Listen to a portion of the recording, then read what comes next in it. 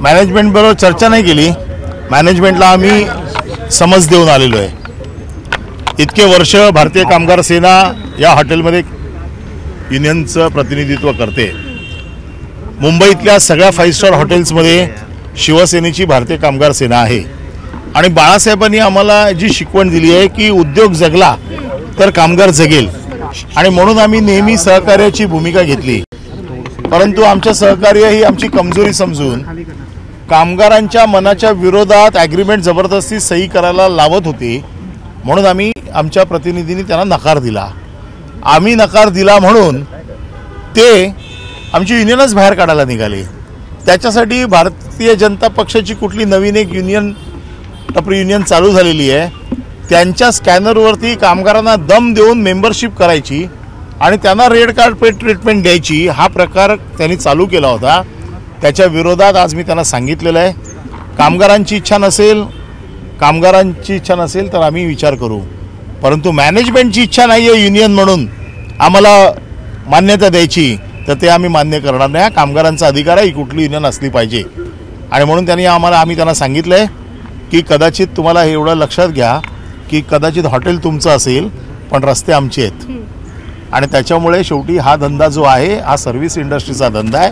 प्रेमाने आपण काम करू, कामगारांचं देखील व्यवस्थित लक्ष द्या आणि विन विन सिच्युएशनमध्ये तुम्ही काम करा.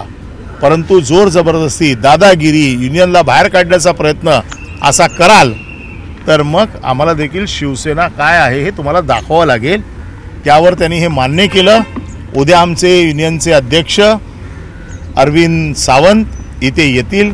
कामगार प्रतिनिधींबरोबर, आमच्या युनियनच्या प्रतिनिधींबरोबर चर्चा करून त्याच्यातनं योग्य तो मार्ग काढतील. आणि त्यांनी हे मान्य केलं आहे की आम्ही ह्याच्यातनं मार्ग काढून देऊ. आणि मी एक गोष्ट त्यांना सांगितलेली आहे की जबरदस्ती आमच्या झेंड्याला किंवा आमच्या बोर्डला जर हात लावायचा प्रयत्न कराल तर जो प्रयत्न करेल त्याला त्याची किंमत द्यावी लागेल. मॅनेजमेंटने नेमकं काय सांगितलं? मॅनेजमेंटने ताबडतोब मान्य केलंय. उद्या आमचे प्रतिनिधी येतील, बोलतील आणि ह्याच्यातनं मार्ग काढतील. कुठेतरी राजकीय दबाव आहे का हॉटेलवरती?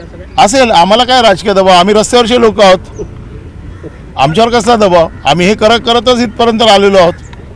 हे काय युनियनचं प्रकरण आमच्यासाठी काय नवीन गोष्ट नाही आहे. आणि त्याच्यामुळे अशा प्रकारच्या दबावाला काय आम्ही बळी पडणार नाही.